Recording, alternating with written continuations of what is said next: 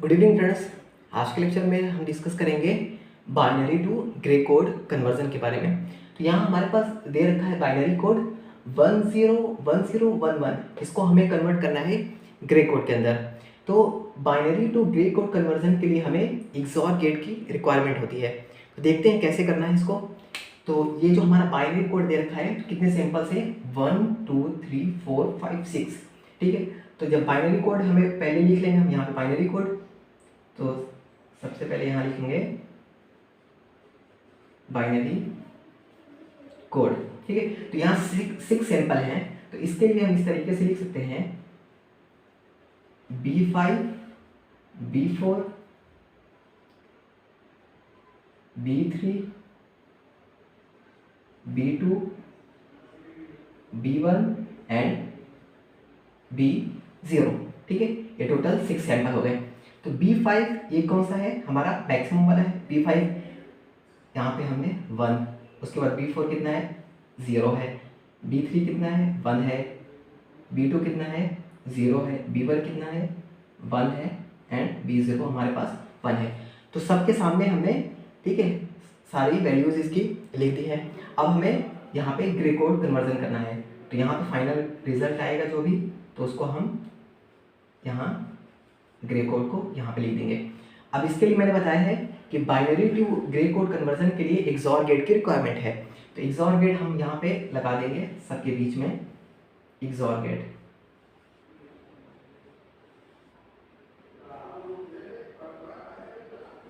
Okay, XOR gate हम यहाँ पे यूज कर लेंगे।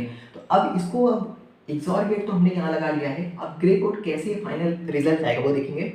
तो जो सबसे पहले जो हमारे पास B5 है उसको हम डायरेक्टली यहाँ पे उतार देंगे, ये वैल्यूज 1।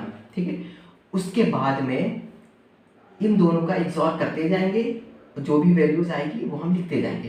ठीक है, तो इन दोनों का एक्सॉर करेंगे तो 10 का एक्सॉर कितना होता है, 10 का एक्सॉर 1 आता है। ठीक है, डिफरेंट डिजिट एक्सॉर गेट के लिए क्या है कि डिफरेंट डिजिट अगर रहती है तो उसका कितना आता है 1 आता है, और अगर सेम होती है तो उसके लिए 0 आता है। तो 1 0 के लिए कितना आया 1। उसी तरीके से हमारा 0 1 के लिए कितना आएगा, 0 1 के लिए आएगा हमारा कितना 1 आएगा, क्योंकि डिफरेंट डिजिट है। उसके बाद 1 0 फिर डिफरेंट डिजिट है, कितना आएगा हमारे पास 1 0 के लिए 1। ठीक है, उसके बाद 0 1 के लिए भी कितना आएगा, 0 1 के लिए हमारे पास 1 आएगा। अब लास्ट में एक्सॉर B1 और B0 का, B1 और B0 का जो करेंगे ये 1 1 है, 1 1 का एक्सॉर कितना होता है, 1 1 का एक्सॉर होता है 0।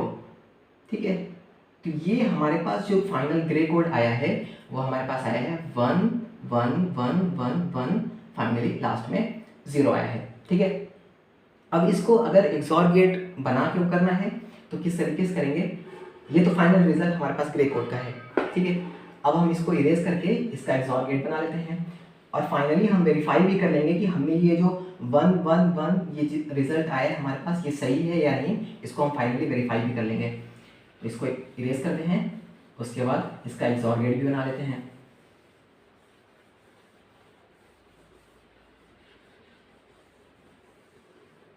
ओके, तो एक्सॉर गेट के लिए अब देखिए हमारे पास जो मैक्सिमम वाला वो कौन सा है हमारे पास B5। तो B5 के लिए जब हमने ग्रे कोड G5 निकाला था तो वो क्या निकाला था, वो डायरेक्टली हमने वैल्यूज को, B5 की वैल्यूज को हमने डायरेक्टली यहाँ पे लिख दिया था G5। ठीक है, अब उसके बाद हम G5 जो हमारी वैल्यूज आए उसके बाद G4 G3 G2 G1 G0, उसके लिए हमें एक्सॉर गेट की रिक्वायरमेंट है। तो एक्सॉर गेट के लिए क्या करेंगे, इसका ये जो इनपुट है हमारा B5 का उसको यहाँ अटैच करेंगे एक्सॉर गेट से। ठीक है, ये B5 है, सेकेंड इनपुट हमारा क्या होगा B4 होगा। इन दोनों का हमारा इनपुट से हमारा जो फाइनल आएगा वो हमारा आएगा G4।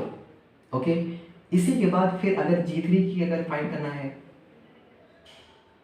G3 फाइंड करना है, ओके, तो G3 फाइंड करने के लिए क्या करेंगे, एक ये इनपुट रहेगा, दूसरा इनपुट यहाँ एक्सॉर गेट हम बना लेंगे,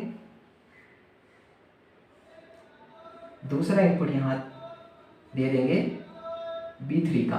B4 B3 से हमारा क्या मिल जाएगा, G3 मिल जाएगा। उसके बाद अब G2 निकालना है।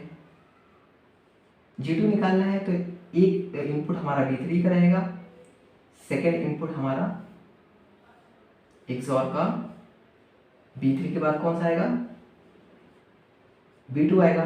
तो B3 B2 का XOR लेने पे हमारा G2 आ जाएगा। इसी तरीके से हम G1 अगर फाइंड करना है फिर इसके बाद, तो G1 के लिए क्या, एक इनपुट हमारा B2 है, सेकेंड इनपुट हम क्या करेंगे यहाँ पे B1 ले लेंगे। तो B1 और B2 के इनपुट के XOR से हम G1 फाइंड कर लेंगे। उसके बाद फिर हम G0 फाइंड करना है। तो एक इनपुट तो हमारा B1 का रहेगा, उसके साथ XOR गेट हमारा इस तरीके से G0 हमें मिल जाएगा B0 और B1 की हेल्प से। ठीक है, तो B5 हमारे पास कितना था, 1 था। B4 कितना था, 0 था। B3 कितना था, 1 था। B2 0। B1 और B0 कितना था, 1 था। ठीक है, तो अब देखिए B5 था तो B5 से डायरेक्ट G5 मिल जाएगा, मतलब G5 की वैल्यू हमारी जो है वो 1 मिलेगी। अब हमें G4 निकालना है, तो हमने क्या किया, एक इनपुट B5 का दिया है, एक इनपुट B4 का दिया है, उसका XOR करना है। तो इन दोनों का इनपुट पे कितना है, 1 है, 0 है। 1 0 का XOR कितना मिलेगा, 1 0 का XOR मिलेगा 1। तो 1 0 का XOR हमें मिल गया 1। ठीक है, उसके बाद G3 फाइंड करना है, तो उसके लिए इनपुट कहाँ कहाँ है, B4 है और B3 है। B4 पे कितना है, 0 है। B3 पे 1 है। 1 और 0 का XOR कितना मिलेगा, 1 और 0 का XOR मिलेगा 1। ठीक है, अब उसके बाद फाइनली G2 फाइंड करना है। G2 के लिए क्या करेंगे, B3 और B2 का XOR करेंगे, क्योंकि दो इनपुट यहाँ पे है, B3 B2 1 0। 1 0 का XOR कितना होगा, 1 0 का XOR होगा 1। अब उसके बाद G1 फाइंड करना है। G1 फाइंड करना है तो इसका भी क्या है, इनपुट कौन सा है, B2 है और B1 है। तो 0 1, 0 1 से कितना होगा XOR, 0 1 से 1 आएगा। फाइनली अब हमें G0 का फाइंड करना है वैल्यूज, B1 और B0। B1 और B0 पे कितना कितना इनपुट है, 1 1 है। 1 1 का XOR कितना होगा, 1 1 का XOR हुआ हमारा फाइनल 0। ठीक है, तो वही वैल्यूज आ गई, हमने इसको XOR गेट से भी कर दिया है। ठीक है, तो ये हो गया हमारा बाइनरी टू ग्रे कोड। अब हमें अगर वेरीफाई करना हो कि हमने जो किया है प्रोसेस वो सही किया है कि नहीं, तो हम वापस से Gray code to binary conversion करके देख लेते हैं। ठीक है, तो इसको इरेज करते हैं।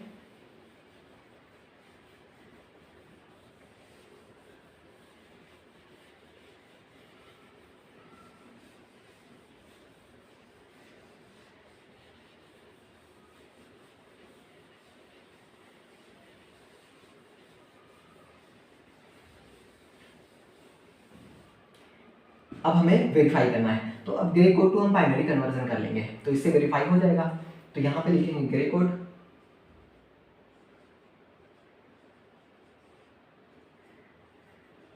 ठीक है। ग्रे कोड हमारा कितना आया था, सारी वैल्यूज आई थी हमारी 1 1 1 1 1 1 4 5 0, यही आई थी हमारे पास ग्रे कोड फाइनल 1 1 1 1 1 एंड 0। तो यहाँ पे इसको, ये हमारा हो जाएगा G5, ये हो जाएगा हमारा G4, ये हो जाएगा G3, ये हो जाएगा G2, ये हो जाएगा G1, ये हो जाएगा हमारा G0। अब हमें कन्वर्जन किस में करना है, बाइनरी में।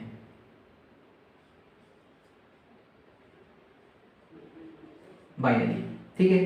तो अब इसके लिए क्या करेंगे हम, जो सबसे पहले वैल्यूज है G5 हाईएस्ट, ठीक है, MSB, तो उसको हम डायरेक्ट वैल्यूज यहाँ पे रिप्रेजेंट कर देंगे डायरेक्टली, जैसे हमने बाइनरी टू ग्रे कोड में किया था।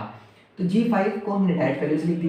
अब हमें निकालना है फाइनली, ये हमारी वैल्यूज मिल गई किसकी, B5 की। अब हमें अगर B4 निकालना है तो उसके लिए क्या करेंगे, ये वैल्यूज और ये वैल्यूज इन दोनों का XOR कर देंगे। ओके, तो अब इन दोनों का XOR करेंगे तो 1 1 का XOR कितना होता है, 1 1 का XOR 0 आता है। तो इसको यहाँ पे लिख देंगे वैल्यूज 1 1 का 0। ये हमें मिल गई कितनी, B4 की वैल्यूज़। अब हमें B3 की वैल्यूज़ फाइंड करना है।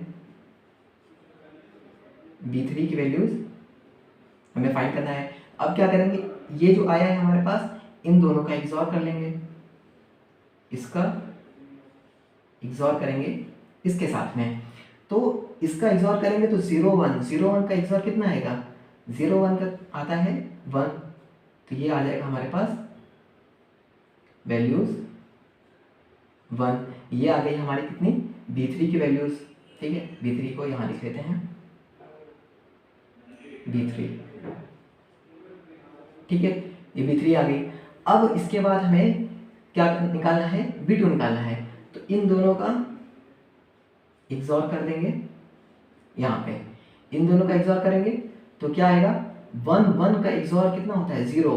तो ये हमारी वैल्यूज यहाँ पे आ जाएगी 0। ठीक है, तो ये हमारी वैल्यूज आ गई है B2 की। ओके, अब उसके बाद यहाँ पे हम कर देंगे इन दोनों का XOR, इन दोनों का XOR करेंगे तो 1 और 0, 1 0 का XOR करेंगे तो कितना आएगा, 1 0 का XOR करेंगे तो हमारे पास आएगी वैल्यूज 1। ठीक है, तो ये आ गई हमारी B1 की वैल्यूज। उसके बाद अब इन दोनों का XOR कर दें, इन दोनों का XOR कर देंगे तो 0 1, 0 1 का कितना आता है, 0 1 की आती है वैल्यूज 1, तो ये आ गई 1, ये हमारा मिल गया B0। तो 1 0 1 0 1 1, यही हमारी 1 0 1 0 1 1, यही हमारा था फाइनली। तो बाइनरी हमारा सेम मिल गया। इसका मतलब क्या है कि हमने जो ग्रे कोड निकाला है 1 1 1 1 1 0, ये हमारा ग्रे कोड एकदम सही है, फाइनल आंसर। तो अगर ग्रे कोड टू बाइनरी वापस करना है तो कैसे करेंगे, जो फाइनली जो MSB वैल्यूज है उसको वहीं पे उतार देंगे, उसके बाद जो फर्दर वैल्यूज फाइंड करनी है उसको क्रॉस में XOR करते जाएंगे।